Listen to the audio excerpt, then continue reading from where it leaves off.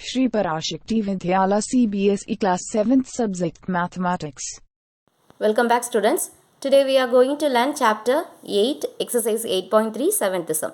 Chalk contains calcium, carbon and oxygen in the ratio 10:3:12. Find the percentage of carbon in chalk.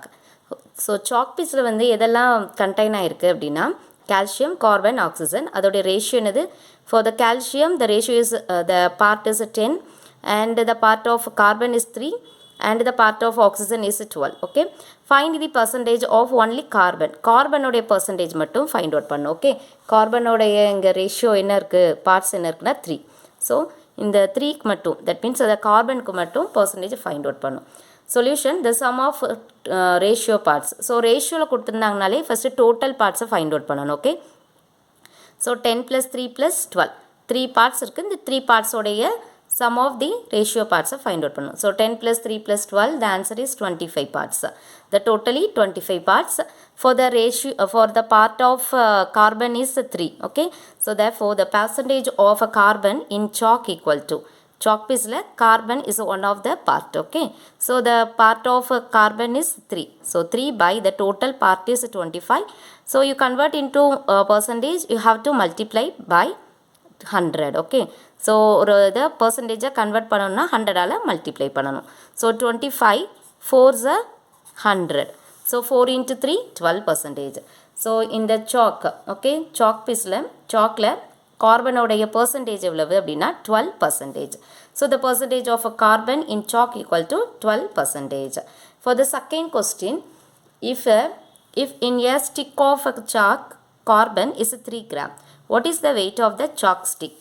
So அந்த chalk piece ஓட carbon உடைய gram என்ன இருக்குன்னா இங்க அதோடைய part கொடுத்திருக்காங்க. Here the weight, okay, carbon உடைய weight 3 gram. So the weight of chalk stick, so அந்த chalk stick உடைய weight find out பண்ணணும். Okay, so இதான் chalk stick அப்படின்னா I mean chalk piece அப்படின்னா இதில் கார்பனுடைய percentage எவ்வளோ இருக்குன்னா 12% and the weight is 3 gram. Okay, அந்த கார்பனுடைய weight 3 gram, அதோடைய அந்த chalk pieceல அதோடைய percentage எவ்வளோ இருக்குன்னா 12%. So the weight of carbon equal to 3 gram. Let us assume the weight of the chalk stick. So total அந்த chalk piece உடைய weight find out பண்ண போறோம். Okay, இதான் chalk piece, chalk stick na the chalk piece. Okay, the whole chalk piece la 3 gram வந்து carbon.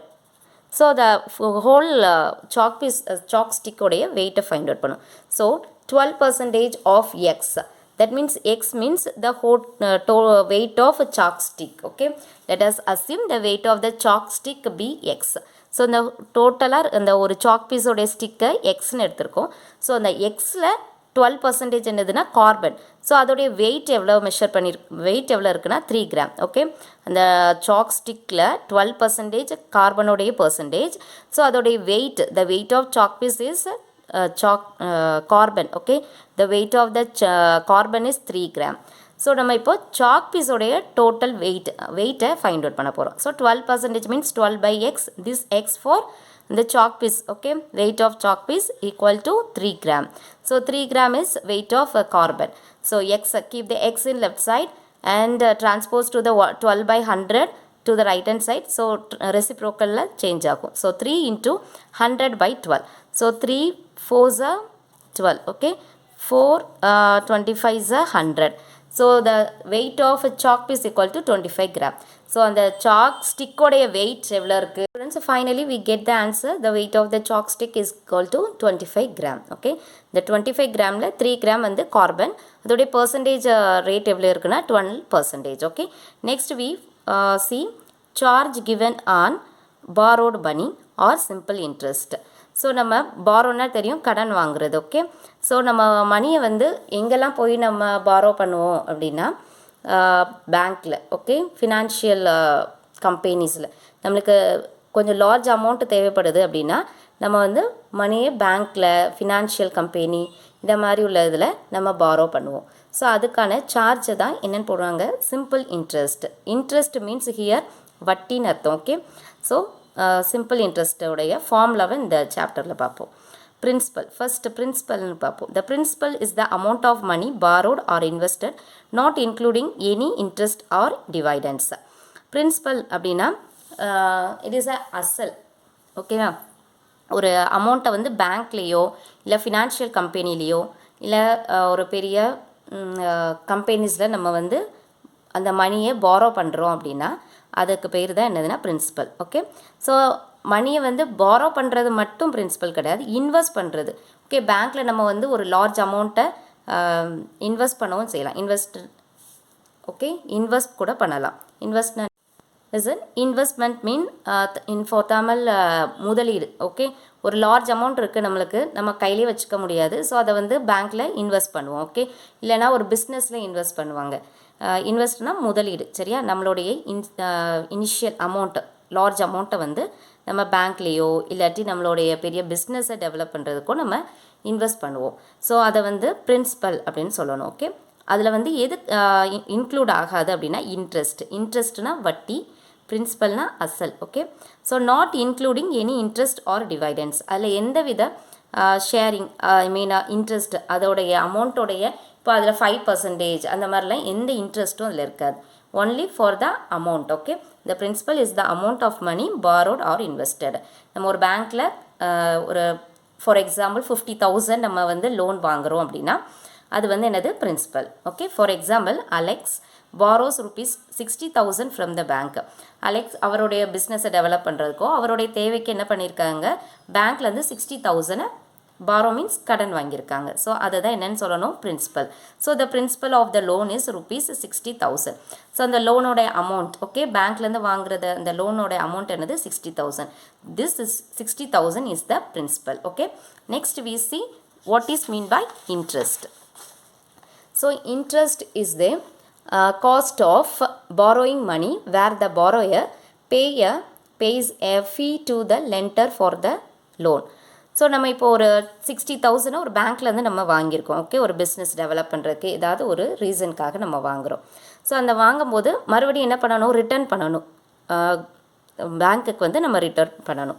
So அந்த borrower வந்து என்ன பண்ணுவாங்கன்னா அந்த 60,000க்கு போகவும் எக்ஸ்ட்ராவாக சார்ஜ் பண்ணியிருப்பாங்க. ஓகே, ஸோ 60,000க்கு ஒரு 10% வந்து இன்ட்ரெஸ்ட்னு சொன்ன வட்டி. ஓகே, 10% இன்ட்ரெஸ்ட் இருக்குது அப்படின்னா ஸோ 60,000ம் பேங்க்குக்கு கொடுக்கணும். ஃபார் த 60,000ல் 10% எவ்வளவோ அந்த அமௌண்ட்டும் கொடுக்கணும். ஃபார் எக்ஸாம்பிள் அந்த அலெக்ஸுங்கிற பாய் வந்து அந்த மேன் வந்து என்ன பண்ணியிருக்காங்க, 60,000 பேங்க்கில் பாரோ பண்ணியிருக்காங்க. ஓகே, ஸோ அதில் 10% எவ்வளோன்னு பாருங்கள். So 0 cancel, 600 into 10 6,000. ஸோ இந்த 6,000 போகவும் 60,000 அண்ட் ஆல்சோ 600ஐயும் அவங்க வந்து என்ன பண்ணணும்னா அந்த பேங்க்கில் வந்து பே பண்ணணும். Okay, this is the interest. புரியுதா? நம்ம ஒருத்தர்கிட்ட பணம் வாங்கியிருக்கோம் அப்படின்னா அந்த பணத்தை நம்ம ஃப்ரெண்டாக இருந்தால் என்ன பண்ணுவாங்கன்னா அதே அமௌண்ட்டை நம்ம ரிட்டர்ன் பண்ணிக்கலாம். பட் நம்ம வந்து ஒரு ஃபினான்ஷியல் கம்பெனிலேயோ இல்லாட்டி பேங்க்லனா அதுக்கு என்ன பண்ணுவாங்க, அந்த பணத்துக்கு இன்ட்ரெஸ்ட் போட்டுகிட்டே இருப்பாங்க. ஓகே, ஸோ அதை நம்ம பிரின்சிபல் அமௌண்ட்டு கூட அந்த interest, okay, how many percentage of இன்ட்ரெஸ்ட்னு பார்க்கணும். 5%னா 60,000ல் 5% எவ்வளவு அப்படிங்கிறத பார்த்து அந்த அமௌண்ட்டும் அந்த பிரின்சிபல் அமௌண்ட்டையும் சேர்த்து தான் நம்ம என்ன பண்ணுவாங்க அப்படின்னா பேங்க்கில் மறுபடி ரீபே பண்ணணும். ஸோ அந்த அமௌண்ட் என்னது 6,000. ஓகே, 60,000க்கு 10% எவ்வளவு அப்படின்னா 6,000. ஸோ இந்த 6,000 and 60,000 this is the principal, 6,000 is the interest. So இது ரெண்டையும் சேர்த்து நம்ம பேங்க்குக்கு பே பண்ணுறத அமௌண்ட் அப்படின்னு சொல்லணும். ஓகே, எக்ஸாம்பிள் அலெக்ஸ் பாரோஸ் டாலரில் கொடுத்துருக்கேன், $5,000 from the bank at a 5% interest rate and he has to pay ₹250 in the first year. So அலெக்ஸுங்கிற அந்த பாய் அந்த மேன் வந்து என்ன பண்ணியிருக்காங்க, 1 year கழித்து நம்ம அந்த இங்கே வந்து டாலரில் இருக்குது $5,000 வந்து பேங்க்லேருந்து வாங்கியிருக்காங்க. ஓகே, பாரோ பண்ணியிருக்காங்க. So this is the principal amount. இந்த 5,000க்கு பேங்க் வந்து என்ன பண்ணியிருக்காங்கன்னா இன்ட்ரெஸ்ட்னா என்னது வட்டி. So 5,000 for the interest is 5%, so 5/100. So 0 cancel. So 5 5s are 25, here 1 0. So 250 is the interest amount. So அது எப்போ பே பண்ணணும்னா 1 இயர்க்குள்ளே அவங்க பே பண்ணணும். ஓகே, 1 இயரில் 5,000க்கு எவ்வளோ இன்ட்ரெஸ்ட் அப்படின்னா 5% இன்ட்ரெஸ்ட். ஸோ இந்த 5% இன்ட்ரெஸ்ட்டை வந்து தான் என்னது 250 அமௌண்ட். இது வந்து பர்சன்டேஜில் கொடுத்துருக்காங்க. இந்த 5000ல் 5%ங்கிறது 250 ருபீஸ். ஸோ அவர் வந்து $5,000 பே பண்ணணும் அண்ட் ₹250 அங்கே வந்து என்னது பே பண்ணணும். ஸ்டூடெண்ட்ஸ் இது வந்து dollar, okay, not a rupees. ஏன்னா இங்கே வந்து அமௌண்ட் டாலரில் இருக்குது. ஸோ $250 வந்து அவங்க ரீபே பண்ணணும்.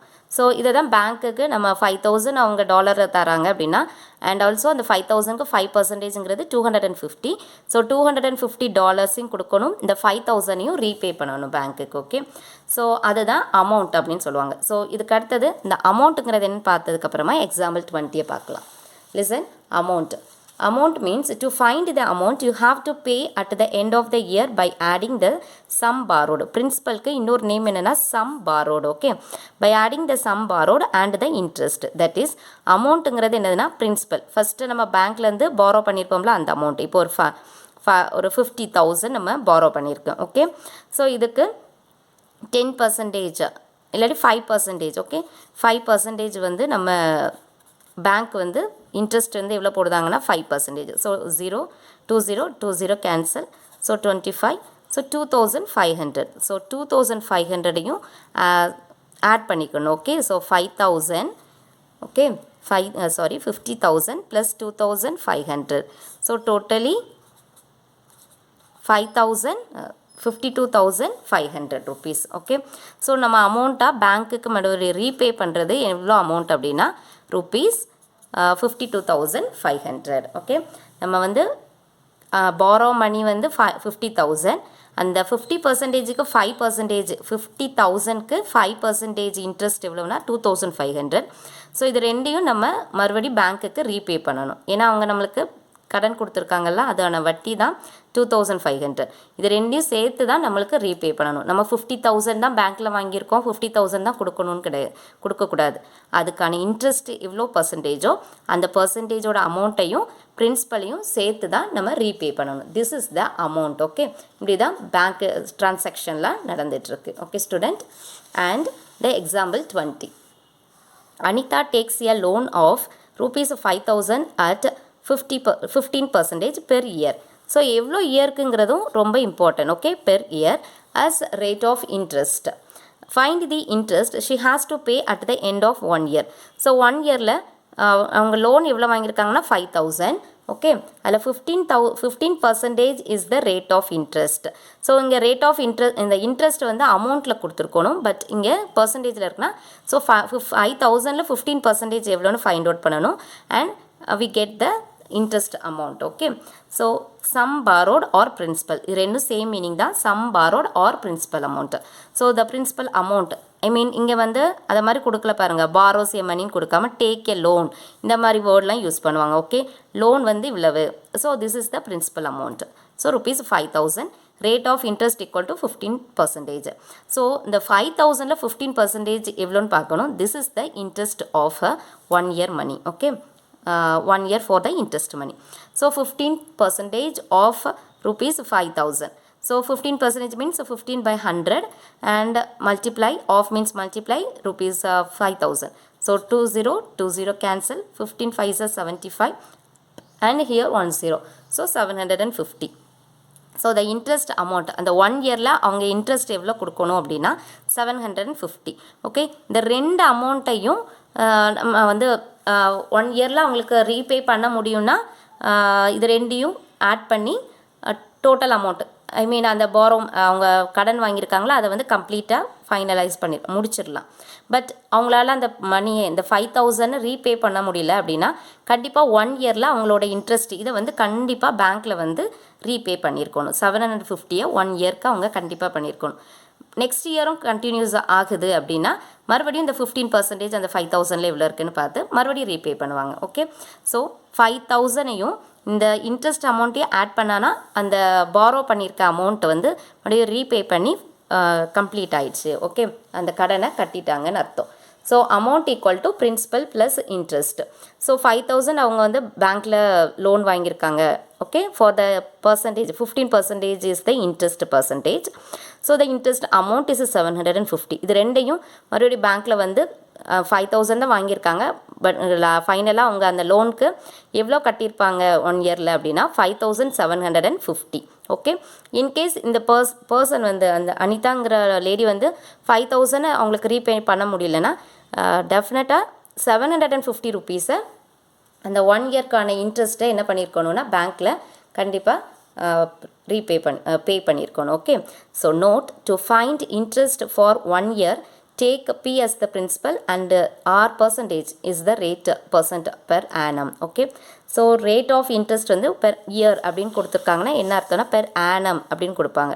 இந்த இயர்க்கு பதில் இன்னொரு வேர்டு என்னது annum. annum means 1 year அப்படின்னு அர்த்தம். ஓகே, ஸோ இன்ட்ரெஸ்ட்டுக்கான ஃபார்முலா என்னென்னா R into P by 100. So இதில் அப்ளை பண்ணுங்கள். rate of interest is 15 into principal amount is 5,000. Okay, by 100. So 20 cancel, those 15 5s are 75 and 0. Okay, so 750. இதை மாதிரி formula apply பண்ணி பண்ணலாம். இல்லைனா பிரின்சிபல் அமௌண்ட்டில் 15% எவ்வளோன்னு பார்க்கணும். அந்த அமௌண்ட்டையும் ஓகே, அந்த பிரின்சிபல் அமௌண்ட்டில் 15% ரேட் ஆஃப் இன்ட்ரெஸ்ட் இருக்குல்ல 15% எவ்வளோ அமௌண்ட்டுன்னு பார்க்கணும். So that is the interest amount.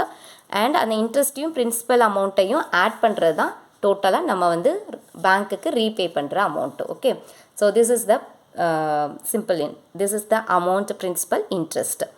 And next we see simple interest.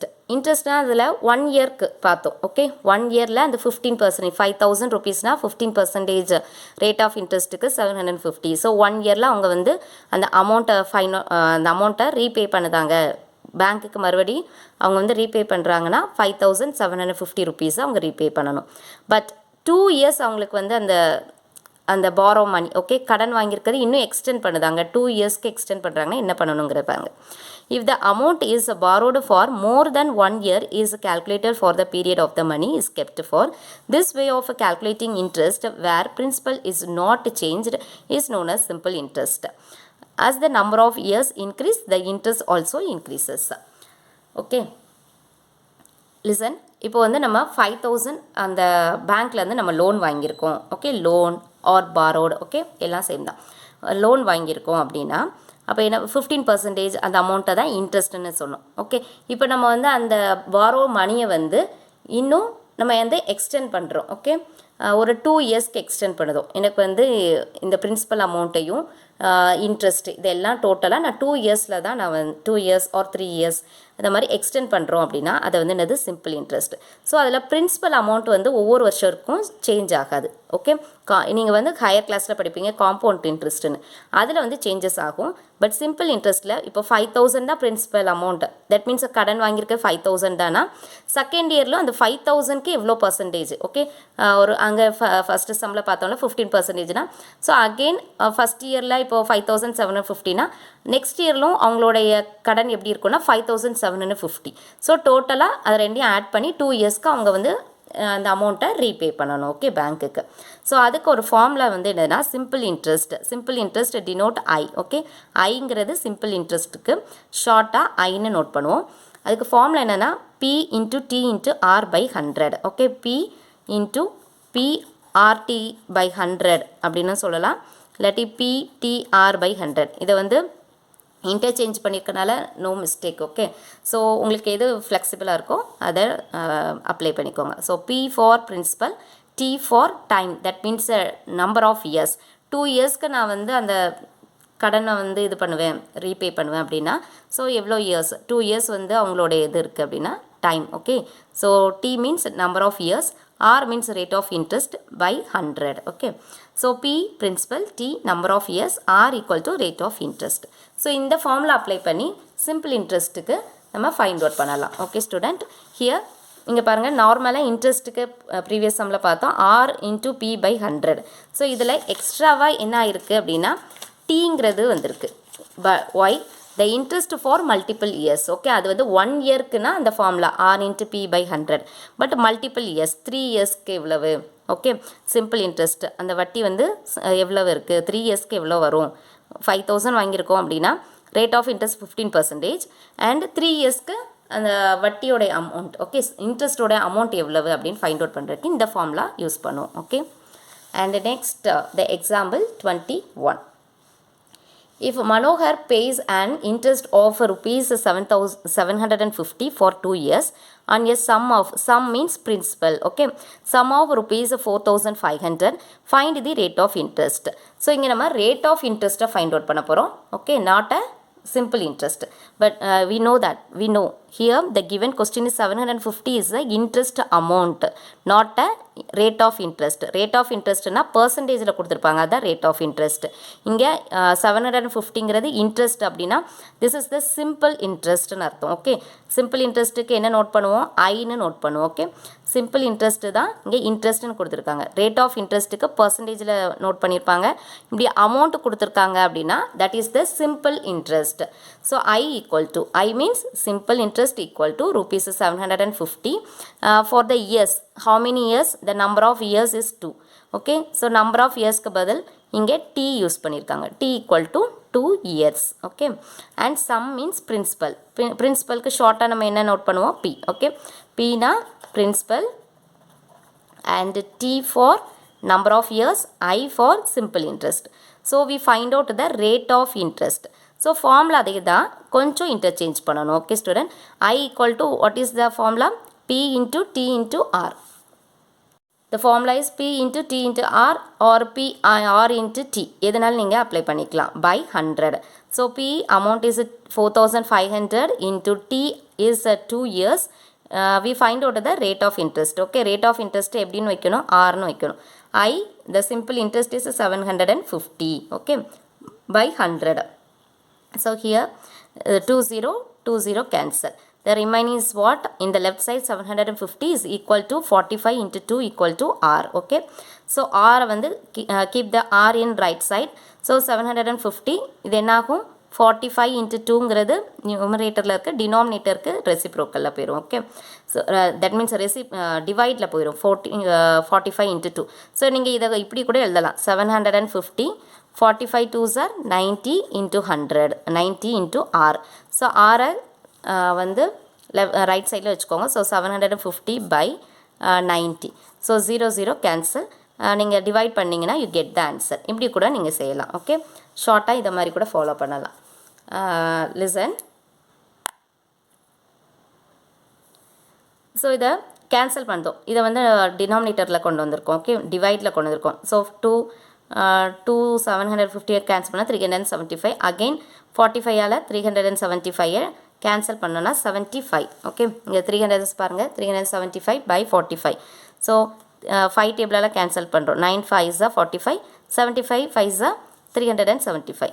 So இந்த 9ஐயும் 75ஐயும் டிவைட் பண்ணுறோம். So 8 3 by 9, okay. ஸோ இந்த நம்ம மிக்ஸ்டு ஃப்ராக்ஷன் எழுதோம்ல, 8 3 by 9. அகெயின் இந்த 3 by 9ஐ கேன்சல் பண்ணலாம், 1 3 is 3, 3 3s are 9. So the answer is the rate of interest equal to 8 1/3%. எப்போதுமே ஒரு whole நம்பரில் தான் ரேட் ஆஃப் இன்ட்ரெஸ்ட் வரணும்னு நெசசரி கிடையாது. இதை மாதிரி மிக்ஸ்டு ஃப்ராக்ஷனில் கூட ரேட் ஆஃப் இன்ட்ரெஸ்ட் வரும், ஓகே. இம்ப்ராப்பரில் கூட rate of interest find out பண்ணுவோம். அண்ட் நோட், நம்ம இதுதான் ஃபார்முலா, இதை நல்லா ஞாபகம் வச்சுக்கணும். I equal to P into T into R by 100. So இப்போ நமக்கு இன்ட்ரெஸ்ட் தேவைன்னா இந்த ஃபார்முலா அப்ளை பண்ணணும். R தேவைன்னா இதை வந்து என்ன செய்யணும், க்ராஸில் போயிடணும். பாருங்கள், I into 100 இந்த நியூமரேட்டரில் இருக்கனால டினாமினேட்டரில் கொண்டு வரணும், ஓகே. R equal to புரியுதா, இதை க்ராஸில் கொண்டு வந்துடணும். I into 100 இது நியூமரேட்டரில் இருக்குது, இங்கே டினாமினேட்டரில் கொண்டு வந்துடணும். P into T. இப்போது டைம் ஆஃப் நம்பர் ஆஃப் இயர்ஸை ஃபைண்ட் அவுட் பண்ண சொல்கிறாங்கன்னா I into 100 P into R வந்து டினாமினேட்டரில் கொண்டு வந்துடணும். பிரின்சிபல் அமௌண்ட்டை ஃபைண்ட் அவுட் பண்ண சொல்லியிருக்காங்க அப்படின்னா I into 100 T by R அப்படிங்கிறத டினாமினேட்டரில் கொண்டு வந்துடணும், ஓகே. இந்த ஒரு ஃபார்முலாவை தான் நம்ம வந்து இந்த மாதிரி 3 வெரைட்டிஸாக வேரியேஷன் பண்ணியிருக்கோம், okay.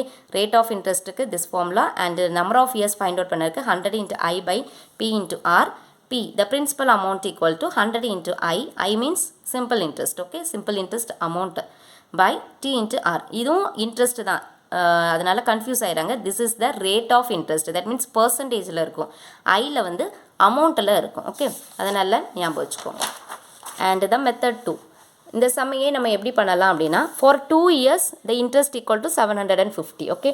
in the given question the 2 years the interest equal to 750. அப்போ 1 இயர்க்கு இன்ட்ரெஸ்ட் எவ்வளோ வரும், 2ஆல் இதை டிவைட் பண்ணிடணும், ஓகே. 750 2ஆல் டிவைட் பண்ணால் 1 இயர் இன்ட்ரெஸ்ட் கிடச்சிடும், 375. So rupees 4500, interest paid rupees 375 அப்படி தானே. the 1 yearக்கு இன்ட்ரெஸ்ட் எவ்வளோ ஃபைண்ட் அவுட் பண்ணியிருக்கோம் 375. So the principal amount is 4500.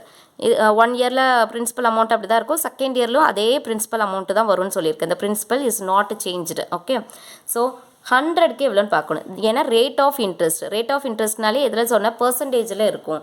So பர்சன்டேஜில்ங்கும்போது 100 rupeesக்கு எவ்வளோ இருக்குன்னு நம்ம பார்த்தாலே we find out. Okay, so on 100 rupees the rate of interest paid. So interest paid for 1 year 375. The total the principal amount, the sum borrowed or loan அதெல்லாம் என்னென்னா 4500. rate of changeனால for the 100 rupees. So 100%. rate of changeனா பர்சன்டேஜில் நம்ம convert பண்ணும். So 20 cancel, 45ஆல் இதை cancel பண்ணிடலாம். Okay, 9 5s are 45 and here listen இவ்வளோ cancel பண்ணுறோம். Okay, 9 5s are 45, 75 5s are 375. So 75 9ஆல் டிவைட் பண்ணிங்கன்னா you get the answer 8 9th sum, exercise 8.3ல 9th sum. Find the amount to be paid at the end of 3 years in each case. So இங்கே நம்ம எது find out பண்ண போகிறோம்? அமௌண்ட்டுக்கு என்ன ஃபார்முலா சொன்னேன்? Interest, principal plus interest. Okay, so நம்மளுக்கு இங்கே என்னெல்லாம் தெரியுங்கிறத பார்ப்போம். The question is principal equal to 1200 at 12%. P dot A அப்படின்னா என்ன அர்த்தம்னா பெர் ஆனம். பி டாட் ஏன்னா என்ன அர்த்தம்? Per annum. ஆனம்னா என்ன சொன்னால் 1 இயர். ஸோ 1 இயர்க்கான பர்சன்டேஜ் ரேட் ஆஃப் இன்ட்ரெஸ்ட் எவ்வளவு அப்படின்னா 12%. ஓகே, பிஏனா என்னது? Per annum. பெர் ஆனம்னு என்னது? 1 இயர்க்கு உள்ள ரேட் ஆஃப் இன்ட்ரெஸ்ட் 12%. அதோடைய பிரின்சிபல் அமௌண்ட் 1200.